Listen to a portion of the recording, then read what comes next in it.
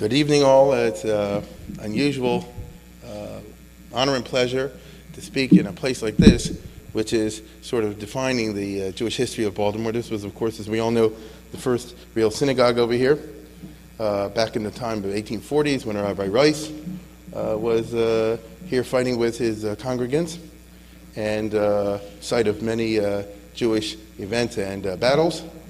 And, of course, as we know later on, Shul went through all kinds of metamorphoses. Was a church for a while, and then was once again repurchased by the East European Jews when they flooded this neighborhood in the late 1800s. It became the Shomer Mishmeres Shul, so this is where Rabbi Schwartz, Oliver Shalom, and many other famous people began. This is where TA started. That was to use Baltimore talk. And they've changed here the decor, I can see, to take it away from what it looked like in the time of the Shomer Mishmeres, which after all was a Hasidic congregation. They had a Litvish rabbi, because they had a lot of common sense, but they took a Telzer, Rabbi Schwartz. But the decor looked different. However, they've changed it to, as far as I can tell, make it look like it did when the shul was first built in the 1840s, which has kind of like a church type of architecture over here, which bespeaks the desire of the new German Jews who had come to this country to fit into the American reality. Right? To fit into the American reality. It was mentioned before that there's a very interesting exhibit that I would recommend. Once you're here, take advantage of it. When this is over, before you go over for the main event, I'm talking about 80s food, but I'm not stupid, He says, before you go over there, if you walk downstairs, a little bit rickety, they have a nice little museum display with some of the fights that took place over here between the Orthodox and the Reform. I disagree with a lot of the interpretation, but that's not the point. And you can see the old mikveh that now has been in the newspapers that they discovered just don't fall in. And you can also see the old matzah factory, which I think goes back to the German times. And it's a rare opportunity. Most of us don't get the chance, or our schedules don't take us down here that often. And you can learn a little bit in terms of the reality of the Baltimore past. Having said that, let's get down to business. The title today, of course, had to do with battles 2,000 years ago. The Jews and the Egyptians over the Passover narrative. Alan and I came up with this title simply because we live, unfortunately, in a time in which some people are aware and active in it, the state of Israel. And many Jews are engaged in battles of legitimization and delegitimation, and struggles over the narrative of the state of Israel. Some people think that the creation of the state of Israel is a wonderful thing. Others will turn it into a terrible thing. And whose truth is it? Who's right? The future of Israel and so much else depends, whether we like it or not, in which narrative gets out there. And I'm not going to suggest that we're doing a great job. It defines the times in which we live, and it's one of the challenges that we, as American Jews, have to face up to. A number of years ago, 20 years ago, something like that, I got a phone call once, I've told this story before, from the Baltimore Sun. Before I was involved in the rabbi business, in the pulpit rabbi business, and a reporter called up from the Sun, and he said, this is Rabbi Katz here, I want to ask you a question about the date of Passover. I said, what's going on over here?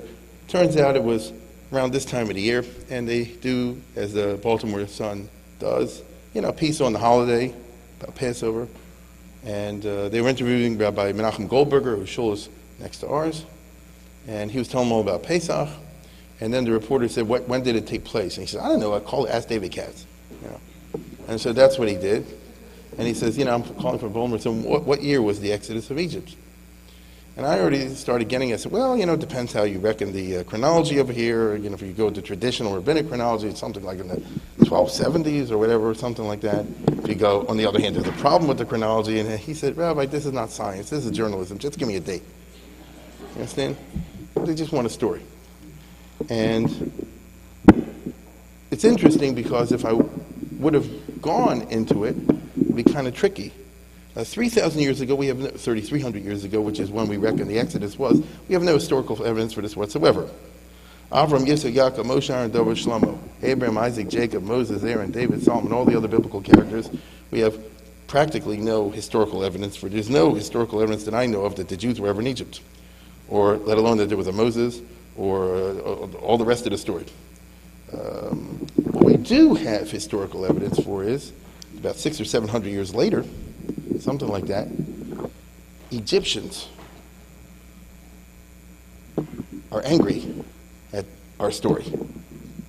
And they say it's not true, they have a different story. When you get to the 3rd century, when a very famous Egyptian priest / historian, Manetho, was a leading figure in the Egyptian history. Can everybody hear me?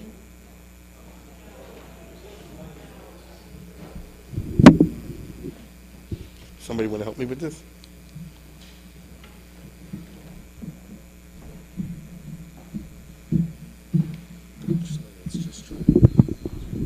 They can't hear.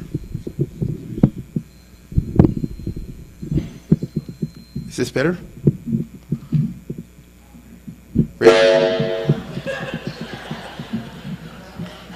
Raise your hand if you can't hear me.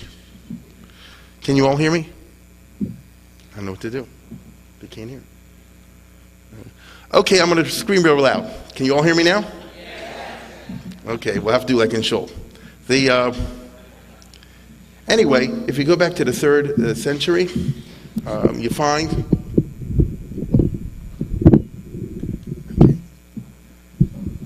that this Egyptian fellow, who was an important priest, and was a high priest for the Egyptian king at that time, Manetho writes a history of Egypt, of ancient Egypt. We always think that the 200 BC was ancient time, but to them was the modern period. They were looking thousands of years before then. And he writes a famous work in Greek called the Egyptiakia, which is Egypt stuff. And he gives all the past dynasties of Egypt and the famous histories of the pharaohs and all that kind of business. And it's a very famous work, except it didn't survive. But it survived in certain fragments, mainly because in it he strongly attacks the Jews and the Jewish narrative of the Exodus of Egypt. And he says it's not true. And he says, we Egyptians have ancient records of what really happened. And this is very interesting because the Torah has a bunch of stories and other things like that, as we all know. Has, of course, the famous story, one of the most famous parts of the Torah is the story of the Exodus from Egypt. This is something that's captured the imagination of people around the world, Jewish or not.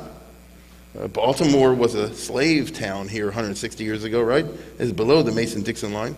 There were debates about slavery in the pulpit that I'm standing on at the moment, once upon a time. And the slaves in America, the black slaves in America, looked, for example, to the biblical story of Moses and Pharaoh and God's deliverance as a source of hope for them. This is true for peoples around the world.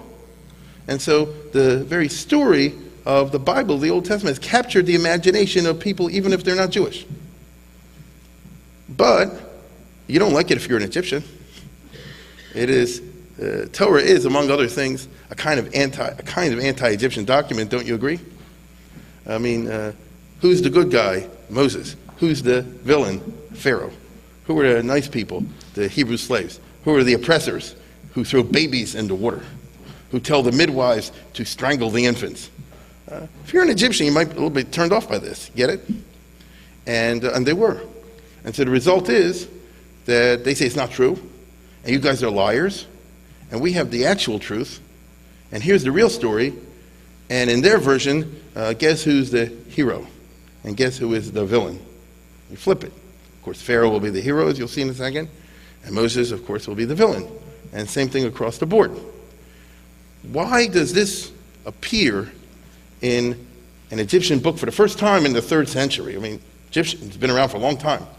Why is this in 250 BC? Why isn't this in 350 BC, 450, 550, and all the rest of it? I mean, what do we know about this period in history that would make us understand this? Not too hard. One of the big stories that happens in Jewish history and in world history right around that time is the translation of the Bible for the first time into Greek. The Torah been around for a long time, is in Hebrew.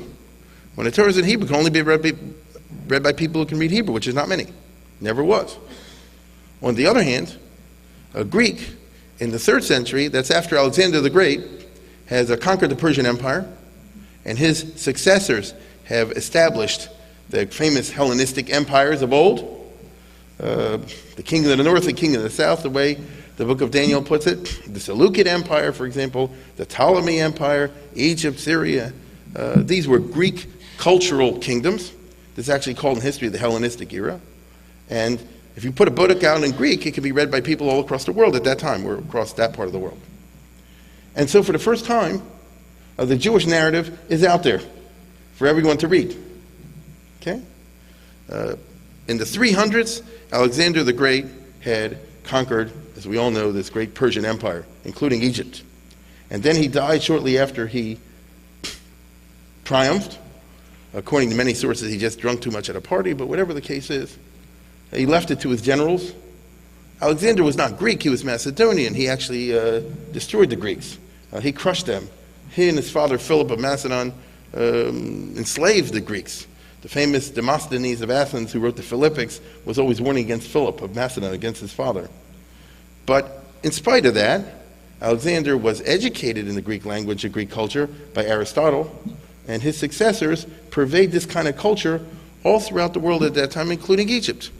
It's called the Hellenistic era because, I don't know if anybody remembers the news item a couple years ago, the Taliban in Afghanistan, not that long ago, dynamited, they blew up old Greek temples from Alexander the Great's time, a little afterwards, because they viewed them from the Islamic perspective as being pagan and therefore not worthy of being permitted to remain. That goes to show you how, if in Afghanistan, of all places, you had Greek temples and Greek buildings, it shows you how widely pervasive the Hellenistic and the Greek culture was in that era. Okay, so if you're putting the book out in Hebrew, the book that formerly was in Hebrew, now in the Greek, everybody can read the story people never heard about before. Why did the Greeks want the Bible translated into Greek? It's not clear. There are all kind of controversial stories connected with it.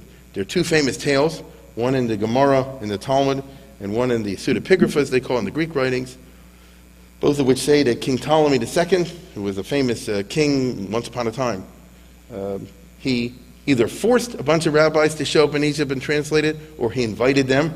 According to the Talmud, he kind of forced them, put them in separate rooms, and tried to see if they would come up with different versions of it, according to a famous book called the Letter of Aristeas to Philocrates, which is, I know, a bestseller, but once upon a time was. Right? Well, it's on your pseudepigrapha shelf at Barnes & Noble. It's a wonderful story, though. The king of Egypt invites the wise men of Jerusalem to come to Egypt. He throws this huge banquet that goes for pages and pages, as the king asked him, who is wise among the Jews? Who is considered truly wealthy or happy? Why do you guys not eat rabbits? Why do you guys not eat camels? What's all the strange things that you Jews do? And the rabbis give them answers, one page after another. And when it's all over, they retire very happily to an island somewhere in Egypt. They write the Torah to translate it into Greek, and everybody's happy. So one version of the story is that it was a negative phenomenon, and the other one is that it's a positive phenomenon. I know you'll be shocked to find that Jews are of 2 minds on anything. And indeed, in those days, the big question was, should you or should you not translate the Bible into another language? We have these issues today where should you translate the Talmud into another language, but they did it. Okay? And how and when and precisely when, we don't know with exactitude, but we know it happens around this time. And so now you're a Greek, a Syrian, a Babylonian intellectual, and you read this book for the first time, and you see there was this guy named Moses and this idiot named Pharaoh, and you know the story. Let my people go. Pharaoh said, I will not let them go. He said, yes, you will. And by the time it's over, he lets them go. He has to run in the middle of the night and tell Moses, please leave and pray for me on the way out. To even give their money to the Jews. If you're an Egyptian, particularly if you're an Egyptian aristocrat, a member of the middle class or upper class, which Manetho and others are, who made up this garbage? Right? This is an attack on Egyptianism and our culture, and it's totally wrong.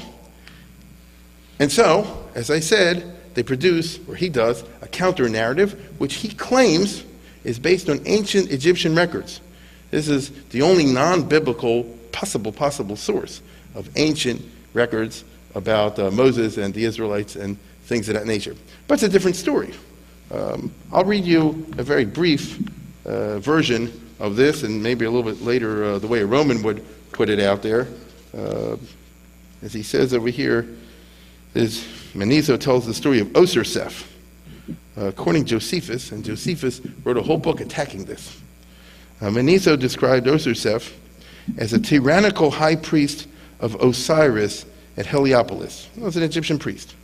Pharaoh Amenhotep had a desire to see the gods, but in order to do so, he first had to cleanse Egypt of lepers and other polluted people. So the country is, as we say in Hebrew, tameh, is unclean. And so he collected them, set 80,000 of them to work on stone quarries, and confined them to Avaris, the capital city. So I guess he planned to kill them through hard labor. There, Osirseph became their leader, the leader and others of the lepers and of the unclean people. And he ordered them to give up the worship of the gods and to eat the meat of the holy animals. Because in Egypt, I'm sure many know this, the animals were worshipped, just about every animal. The Osirsephites then invited the Hyksos into Egypt. This was a foreign invading group. And together with their new allies, they drove the Pharaoh and his son Ramses into exile in Nubia and started a 13-year reign of religious oppression. In other words, religious oppression of the Egyptians. Towns and temples were devastated. The images of the gods were destroyed. The sanctuaries were turned into kitchens. The sacred animals were roasted over fires, until finally the Pharaoh and his son returned to expel the lepers and the invaders and restore the old Egyptian religion. Towards the end of the story, Manetho, the author, tells us that Osirseph eventually took the name of Moses. Oh, so that's who he is. Moses is a renegade Egyptian priest. It's kind of true. Do you agree with that story? Well, it's interesting how it plays off the Jewish story. Was Moshe Rabbeinu, as Ellen said before, was Moses an Egyptian? Well, he was raised by Pharaoh's daughter. Did he have a Jewish education? Did he go to a yeshiva? Or was he raised in Pharaoh's palace? There are many Jewish traditions, by the way, in the Midrash that say that Moses was a famous Egyptian general and a hero before he switched his careers and became Jewish. In other words, returns to his people. And so the notion, especially as an Egyptian would tell it, of Moses being a renegade Egyptian, you can understand that. True? This business about the lepers and the others, that's very, very interesting. But the key point is that the Jews are not who they say they are, and the Egyptians didn't persecute them without reason, but rather, being naturally unclean and polluted and so forth, they constitute a menace to the rest of Egyptian society, and naturally, it was only prudent on the part of the Pharaoh to do something about it, especially since the gods told him to. Okay?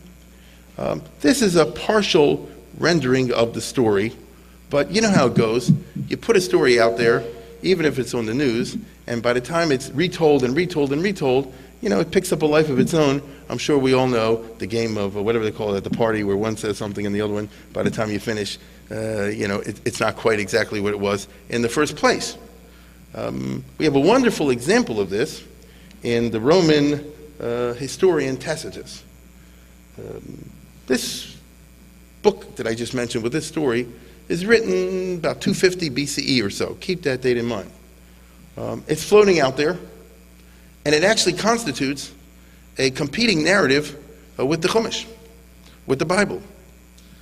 We do know that the translation of the Torah into Greek had huge, perhaps unforeseen, consequences, because the fact that people who are not Jewish are now able to access, if they wish, the Bible, and even not the oral law, just the text of the Torah, triggered, among other things, a great wave of conversion to Judaism over the next centuries.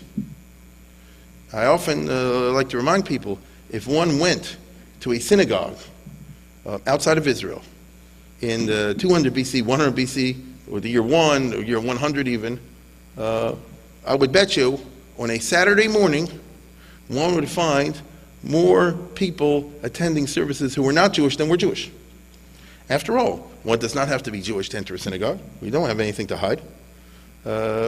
Many people, we have lots of records of this, were interested in Judaism for a variety of reasons, one of which being that there was an intellectual crisis of paganism at that time, among many. The old religions weren't quite working. I'll return to that later. People were looking for something new. Many new ideas were popular out there. One of them, not the only one, but one of them was this religion called Judaism with these Bible stories. We know from the Talmud and other places that, what shall I say, the word conversion doesn't necessarily mean what it means today, that there's a formal process with a court and the halachic requirements. The Talmud says, somewhere in my house on Purim we talked about this, the Talmud says that in the time of Purim, for example, the Talmud, I repeat, says in the time of Purim, many people declared themselves Jewish, just like that, and they're accepted. The final halacha is that they are considered Jewish. The technical term for this in Hebrew is gerim gerurim.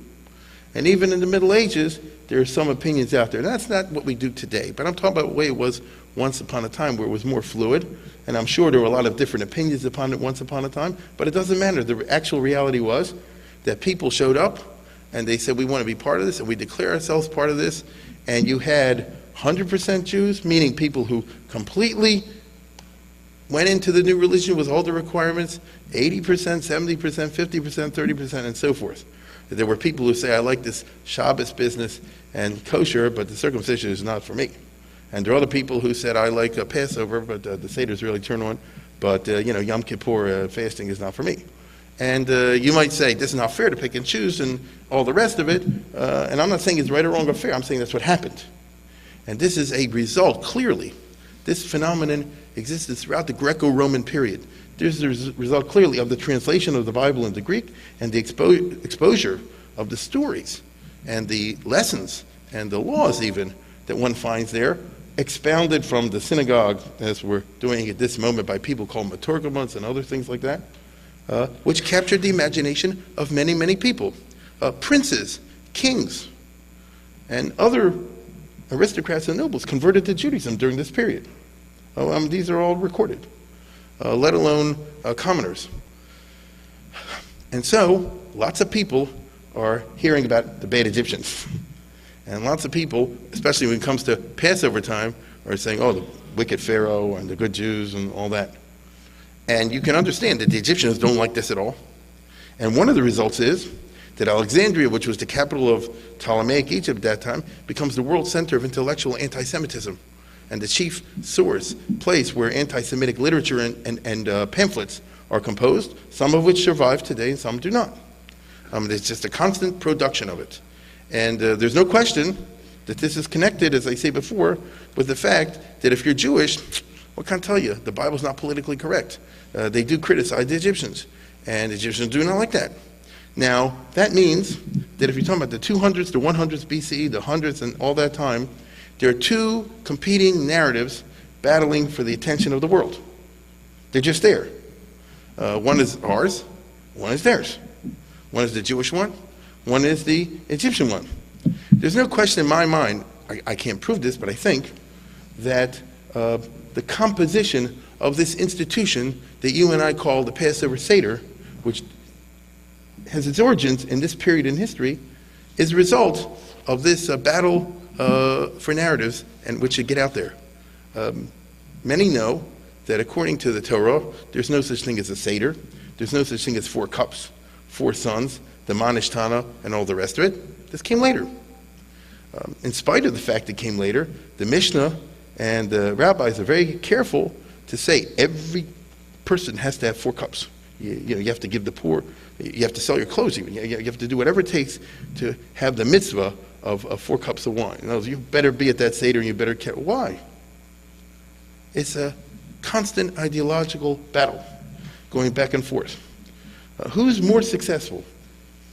Don't know. I can tell you one thing.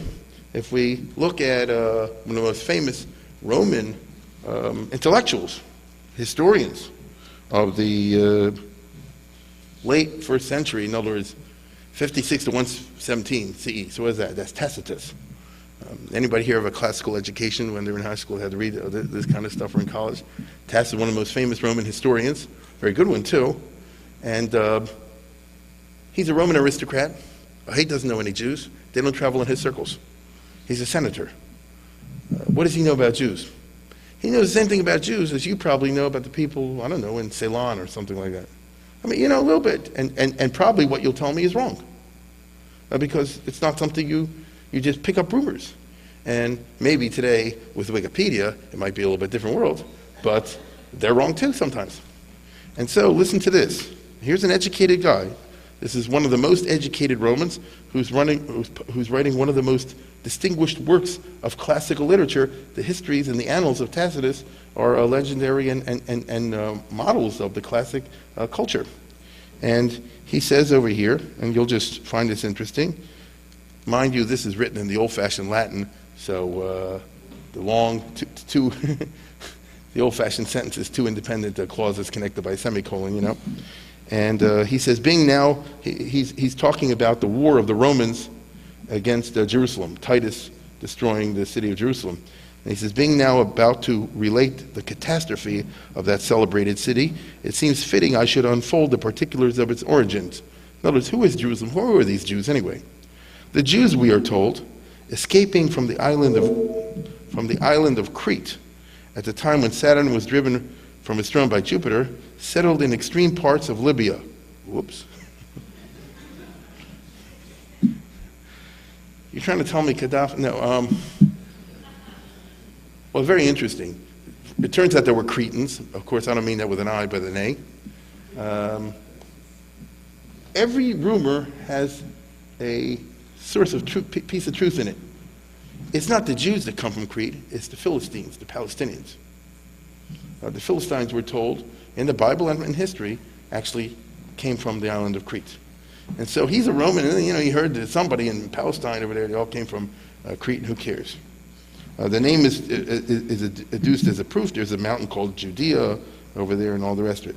Others say that the population overflowing through Egypt in the reign of Isis, so that there was a certain element of the Egyptian population that was getting too many, was relieved by emigration into the neighboring countries under the conduct of Prince Jerusalem.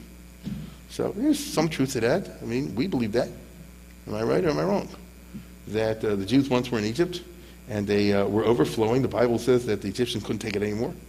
And then they left and they settled, not perhaps under the leadership of a guy named Jerusalem, but whatever.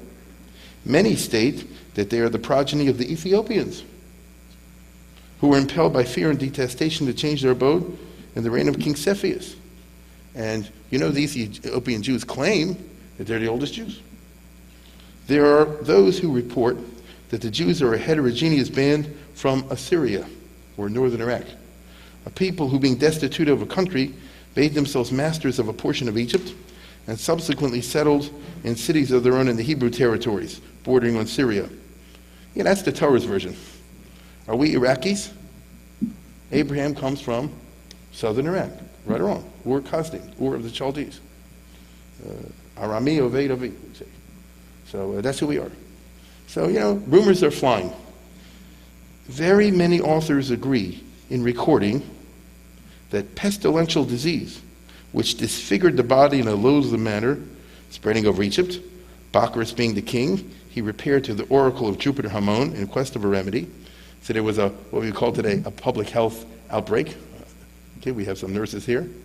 And it's a public health menace. The Pharaoh naturally did what you do in those days. You don't go to the National Institute of Health, you go to the oracle of the gods. And he was directed to purify his kingdom and exterminate that race of men as being detested by the gods. And so all these dirty people and unhealthy people who are typhoid Marys have to be rounded up for the benefit of the community in a whole and exterminated. Now, they didn't have concentration camps 3,000 years ago, so it means you throw them out of the country and throw them into the desert. And a mass of people thus was searched out and collected together and were in a wild and barren desert abandoned to their misery. Interesting. When all the rest being bathed in tears and tortured with despair, Moses, one of the exiles, admonished them not to look for any aid from gods or men, being deserted by both, but to trust themselves to Moses as a heaven-commissioned guide by whose aid already they had warded off the miseries that beset them. So he basically said, you put me in charge, I'll get you guys out of here. They agreed, and they started a venturous journey, not knowing whither they went, and nothing distressed them so much as the lack of water. This is a theme throughout the Bible, correct? They're always complaining and there's no water. And now they lay stretched throughout the plains ready to expire. When a herd of wild asses, returning from pasture, went up a rock shaded with a grove. Moses followed them there, forming his conjecture by the herbage that grew on the ground, and he opened copious springs of water.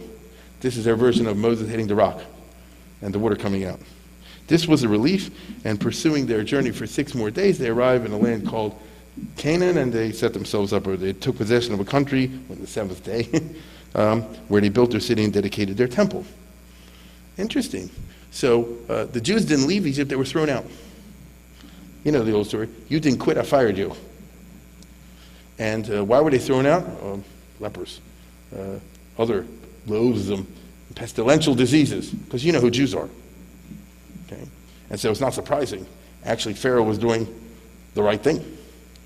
And these people had the strange luck that this Moses guy assumed control. They should have all just died in the desert from lack of water. But this guy found them some water in a rock, and they were able to get to their destination, take over another country. In order to bind the people to him for all time to come, Tacitus says, Moses prescribed to them a new form of worship and opposed to those of all the world besides. But the Jewish religion, this the Roman senator, is weird. Whatever is held sacred by the Romans with the Jews is profane, and what in other nations is unlawful and impure, with them is permitted. Now, Maimonides subscribes to this opinion of many of the rules in the Torah as well. The figure of the animal through whose guidance they slaked their thirst and were enabled to terminate their wanderings is consecrated in the sanctuary of their temple. So that means that in the Kodesh HaKadoshim, in the Holy of Holies, in Jerusalem, Tacitus is reporting to us, the Jews have a statue of a golden ass with a boy in it, a donkey. And everybody believed this.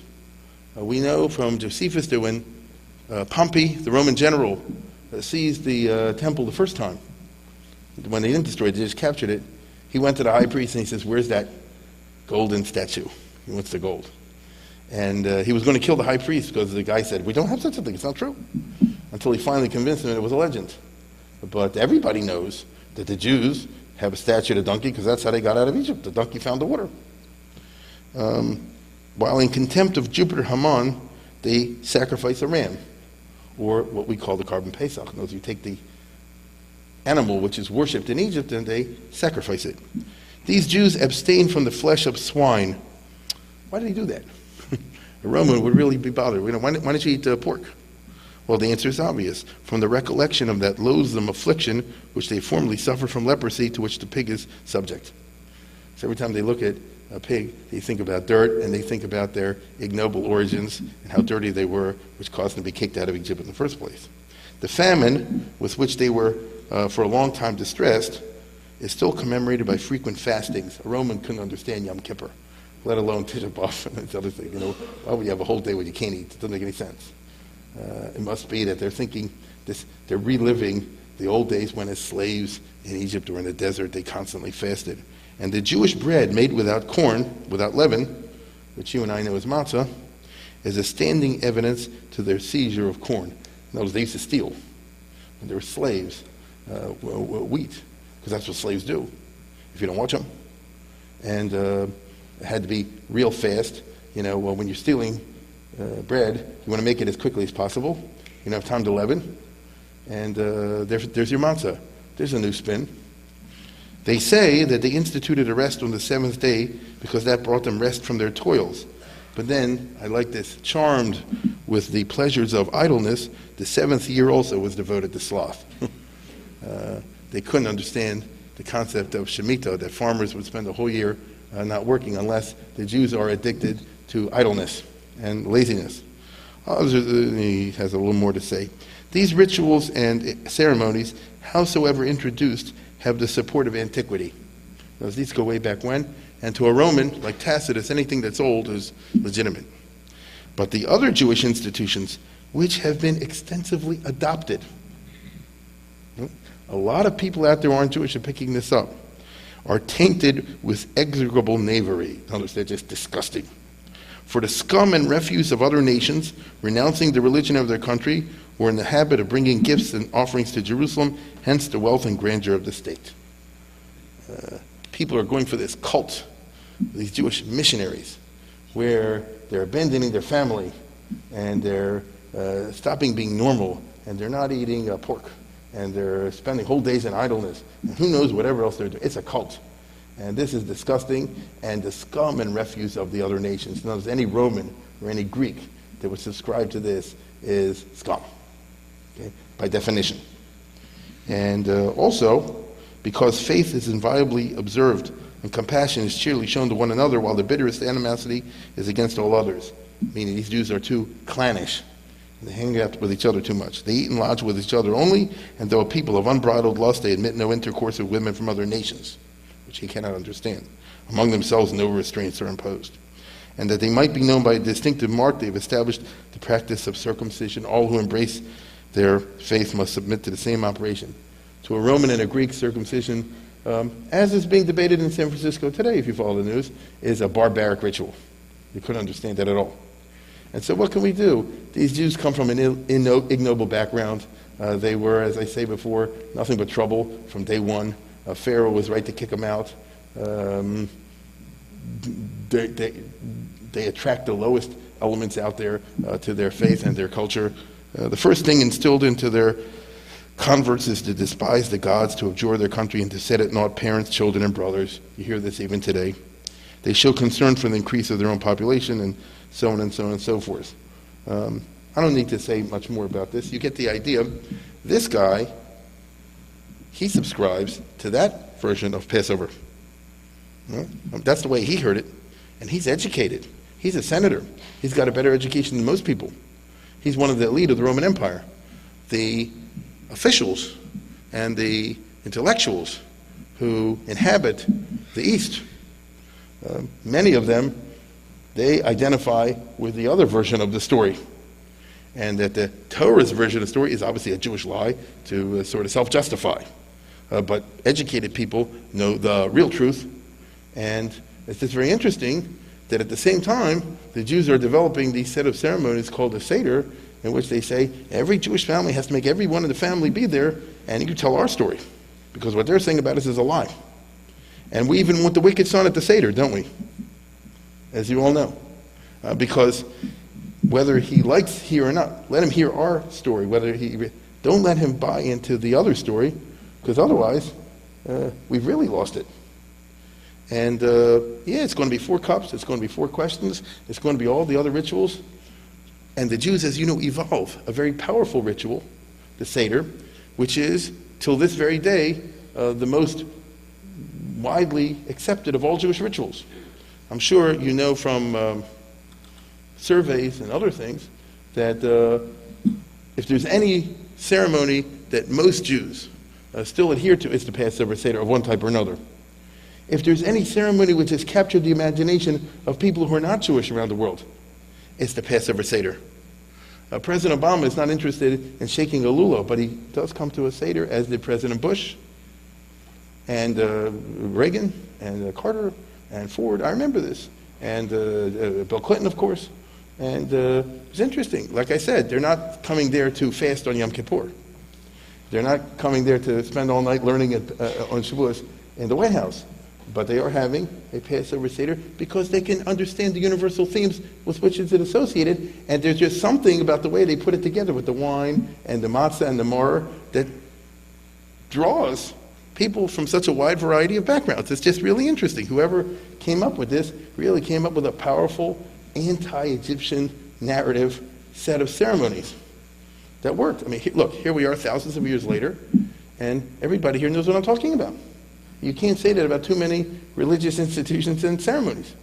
Okay? Now, let me say that the rabbis in the Talmud are very familiar with the Manetho version and the Tacitus version.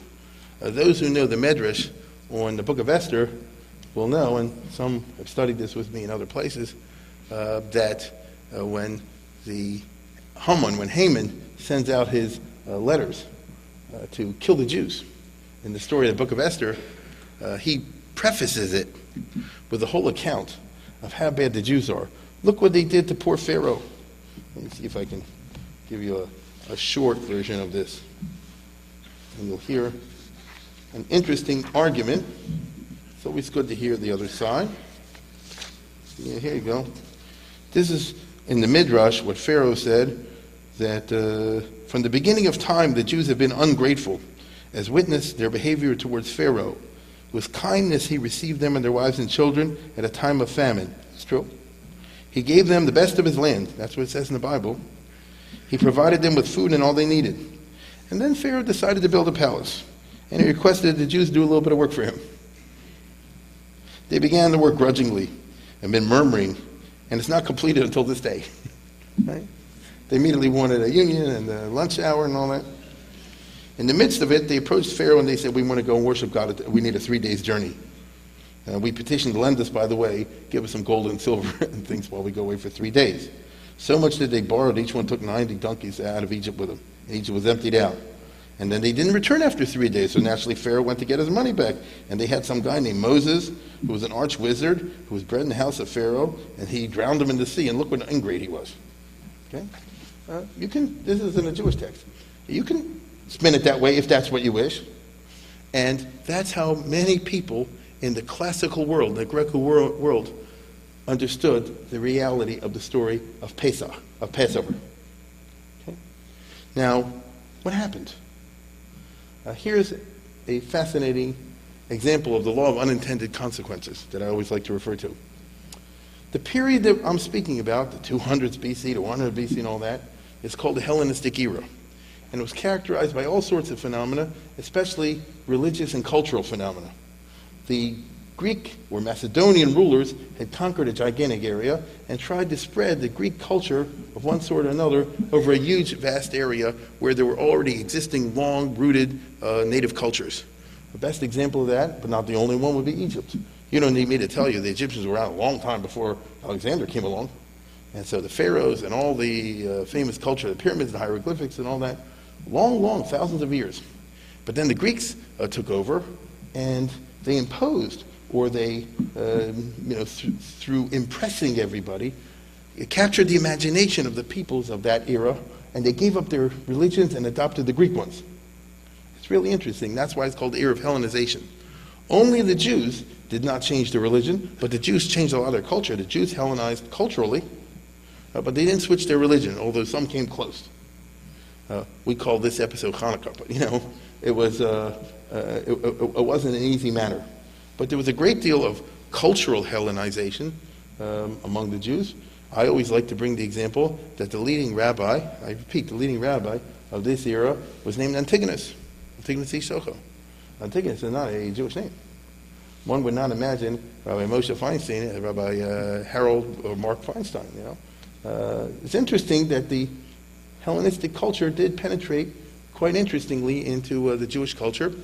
The Talmud says that the practice was that on Saturday morning you read the Torah from a scroll in the Ark written in Greek, not in Hebrew. I repeat, it's not that they read it in Hebrew and translated it into Greek. That happens some places also. But the Torah itself was written and read in Greek. But one could not imagine, it's in Megillah, one could not imagine this today to have an English Torah, but they did it once upon a time because, as the Talmud tells us, Greek is particularly beautiful. Yafta Elohim Yefes, it's Yafeh. Okay? It's just interesting. And you see there was extensive cultural penetration among the Jews, but they did not switch their religion for a variety of reasons. But the Greek religions went through a crisis of confidence during these centuries. This is well known. Lots of people began to disbelieve in it. And what had worked in the old Greece when there were small city-states before Alexander came along, that Athens believes in the god of Athena and Sparta and this and the other, it worked for them in that context, but it didn't work so well for the masses of people elsewhere. And so there came a breakdown of religion. And history teaches us that when there's a breakdown of religion, it's not replaced usually by atheism, but it's replaced by cults, by extreme ideas. Okay? Religion is sort of defined as kind of normal. We know about sin. We know nobody's perfect. We keep pushing people to try to be better. But we all know people stumble, and we can work around that. In a cult, if you don't listen to the rules, you get killed or something like that, right? There are drastic consequences. And this was a characteristic of this period in history. And so, the best example is Egypt. I mentioned before, if you want an example of what I'm talking about, the priest Manetho, who wrote this famous and controversial history book, an account of the events of the Exodus of Egypt. Manetho was the high priest of Serapis. Serapis is a combination of gods. You see, to the Greeks, the idea of worshiping an animal in an animal build was like retrograde, primitive, weird. On the other hand, to Egyptians, that is what gods look like. As you know, I'm sure, a Greek god is human. In the time when the Greeks are ruling Egypt, the Macedonians, Manetho and Ptolemy II, they create a new cult called Serapis, body of a man, head of an animal. Get it? And this is syncretism. You mesh together existing Greek ideas with long-lasting old Egyptian ones. And you try to make a cholent, as we say in Yiddish, to make everybody happy. It's the period, in other words, with a lot of borrowing back and forth. This is the period when all kinds of interesting religious phenomena take place. The one which is the longest lasting and the most important of the religious phenomena which pop up during these centuries, we call Christianity. Historically studied, it of course emerges in the first century and has elements of Judaism, elements of Hellenistic beliefs, paganism, elements of Egyptian paganism. As a matter of fact, very strong elements that we trace back to the Egyptian side. Just to give you a short little example of this, from Egypt came the notion of the trinities of divine powers, which was innate in the ancient Egyptian religion. The mystical connection of Isis, Osiris, and Horus is a prototype of a vast development of Hellenistic theology.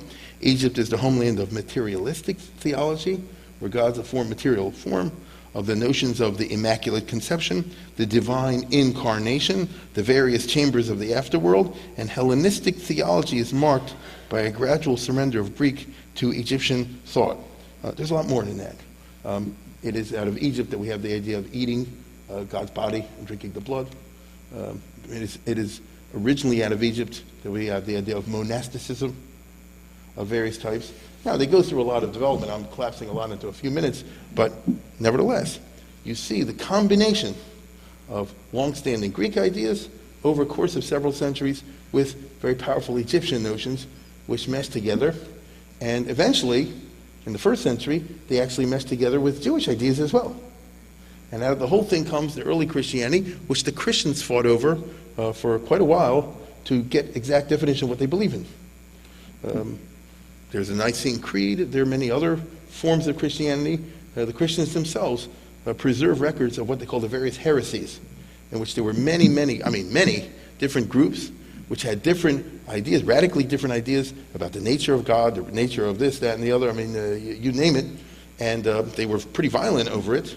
And the form of Christianity we have today kind of evolved through politics and through other ways, and obviously caught the imagination of millions of people. But that's a fact. It spoke to them, but nevertheless has all kinds of elements in it if you study this historically. Egypt was the great center of anti-Semitism, as I told you before.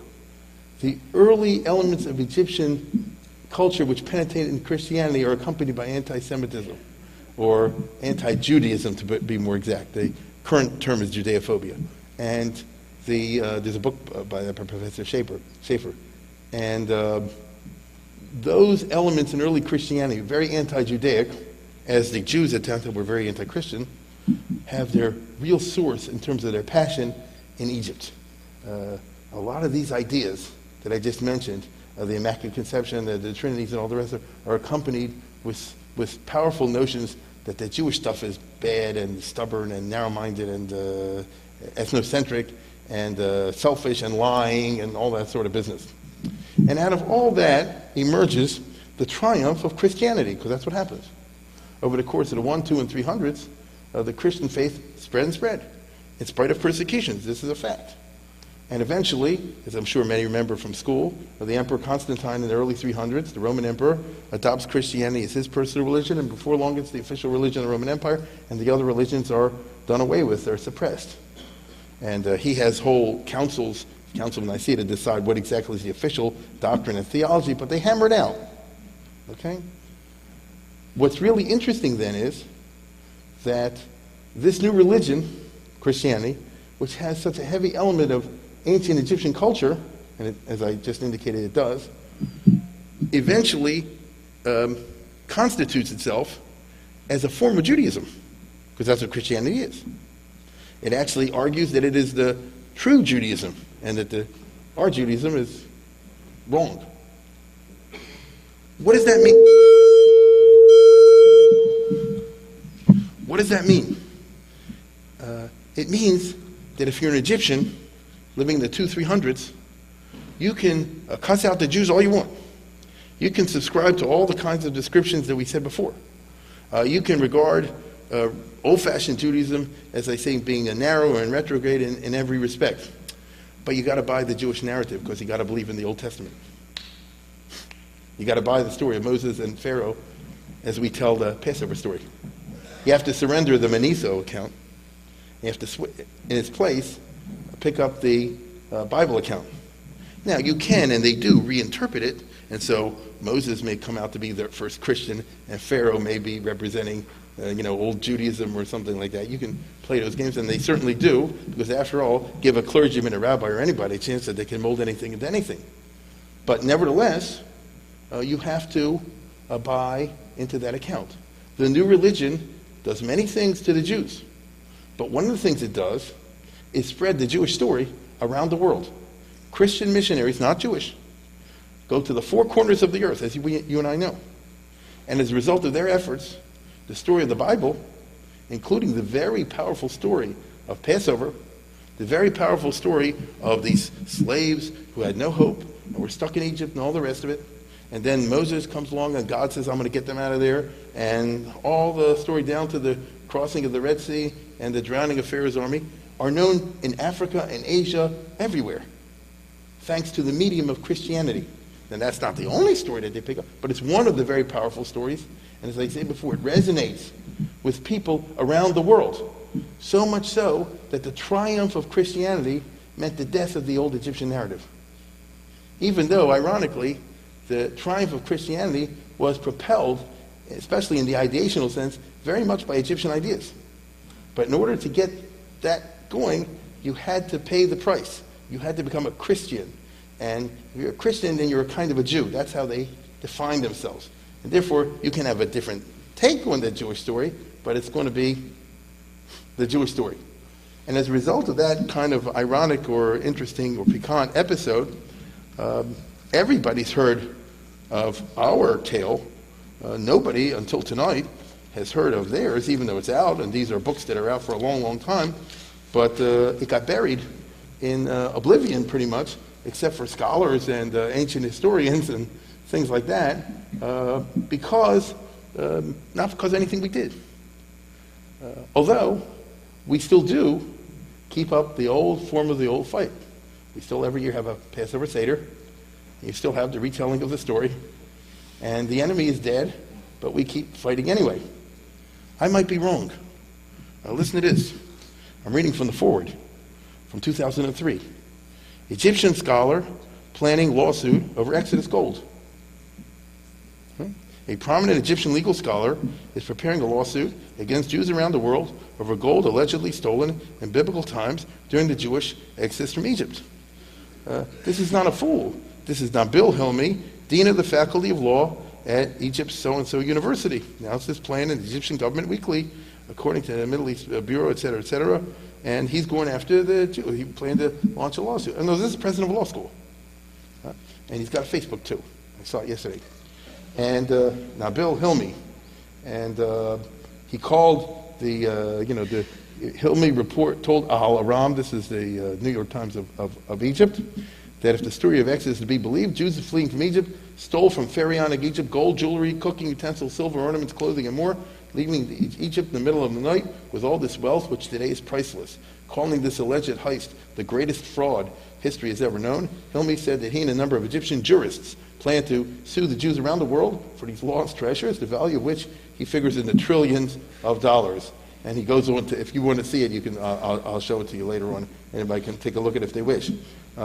What's really cool is that he's serious about this. He's preparing a whole legal team back in 2003. And Dershowitz says, make my day.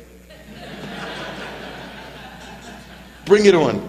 Well, listen to this. Hilmi did not specify where he planned to file the suit, but should the case ever reach a courtroom, Alan Dershowitz, a Harvard law professor, told the forward, "I'd be happy to defend the Jews." This would be quite a scene. And I want to tell you something. I couldn't find the exact place, but I remember seeing this years ago. The reason this never came to court was because the Egyptian authorities told this guy, "Do not bring this lawsuit." And the reason is because if you do, you will be acknowledging the Jewish narrative, and you will be saying that the current state of Israel are the same Jews from long ago. And one of the key arguments in the Arab platform is, I'm sure you know this, the current Jews have nothing to do with the ancient people of Israel once upon a time.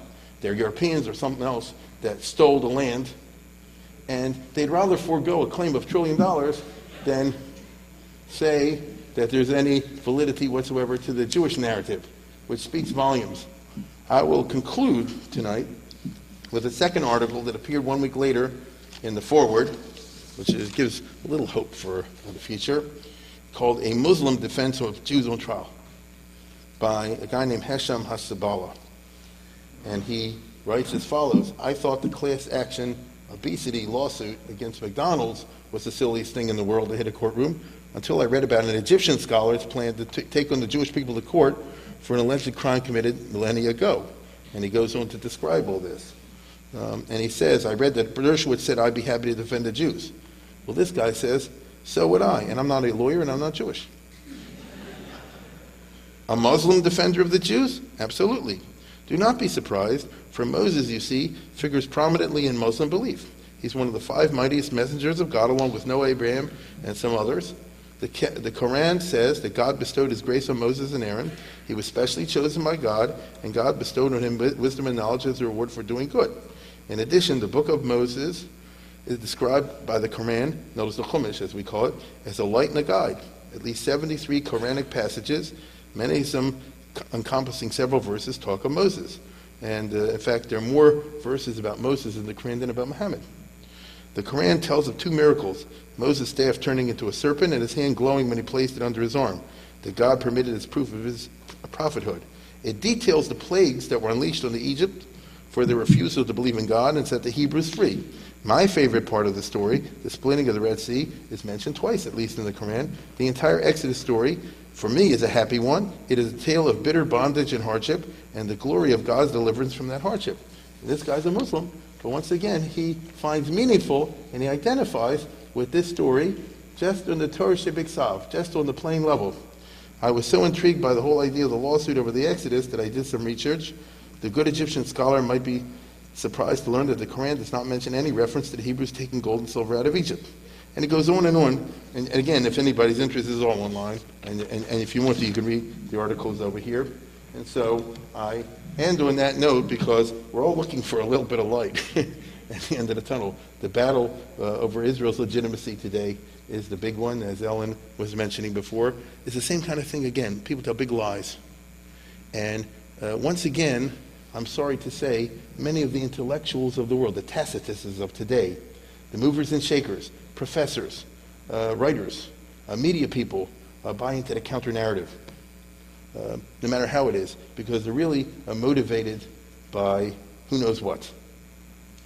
The happy story that we end with is, here we are today.